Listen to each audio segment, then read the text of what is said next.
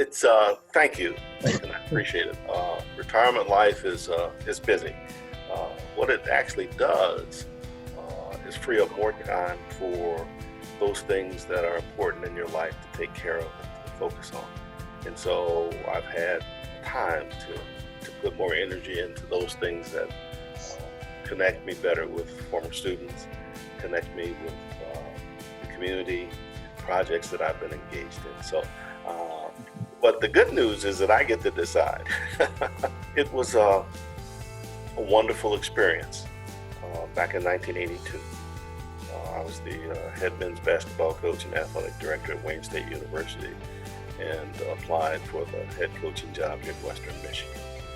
And interviewed, was one of two finalists, and if truth be known, President John Bernhardt is responsible for me being appointed as a head coach.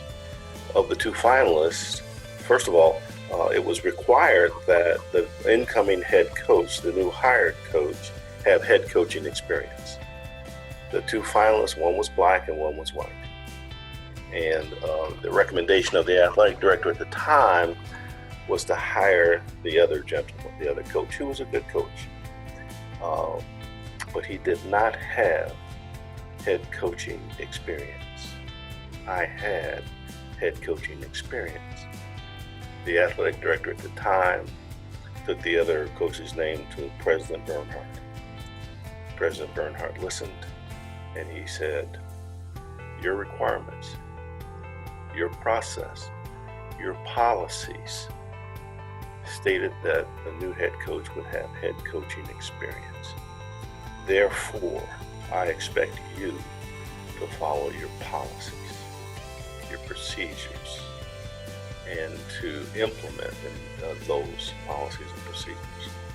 And so that's how I became the first black head coach in any sport at Western Michigan University. It was because of leadership. It was because the policies, the practices, and the procedures spoke to equity for everyone who applied for that job. At the time, I was one of 11 black head coaches at Division I programs in the nation. But my focus was on doing the best job that I was capable of doing for an institution that had faith and confidence in me. That was my focus. But going back and reflecting, you experience all of those things that black people experience today, being a first. I was the first full-time black quarterback at my high school, and it had 4% black population. So I had similar experiences. I was the only black player on the co-championship team at Indiana University in the Big Ten. I was, as a matter of fact, the only black person in the whole basketball program back then in 1967. So I had similar experiences. To have people of integrity and people of character who I was involved with. And looking back, had it not been for that, I'm not so sure the outcomes would have been what they were.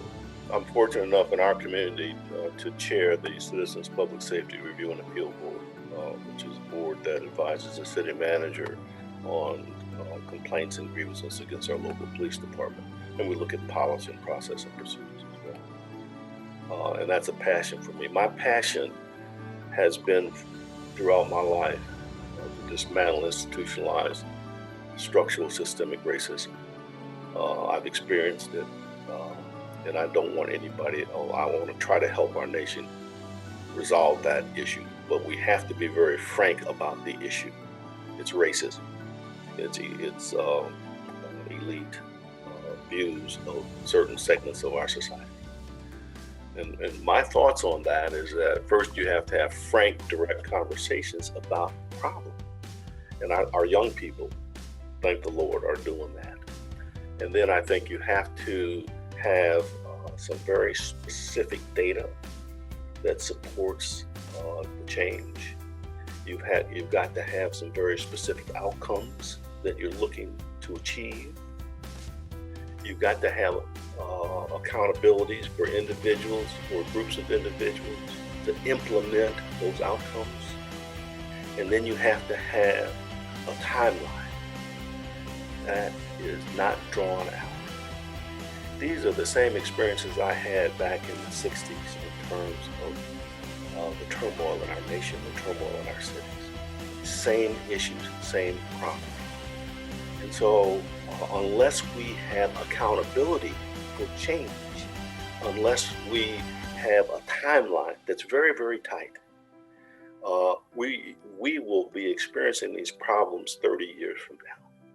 And so when I look at efforts, for example, to bring together 50 or 60 people to talk about a problem we already know exists, to figure out how to solve it, we already know how to do that, but then to have those conversations, that's not a bad thing, but it's not going to bring about the kind of change we need right away in our communities, in our schools, in our universities. And so that's something that I'm very much interested in continuing for the rest of my life. I am going to ride that horse to dismantle institutionalized systemic structural racism till one of us is dead.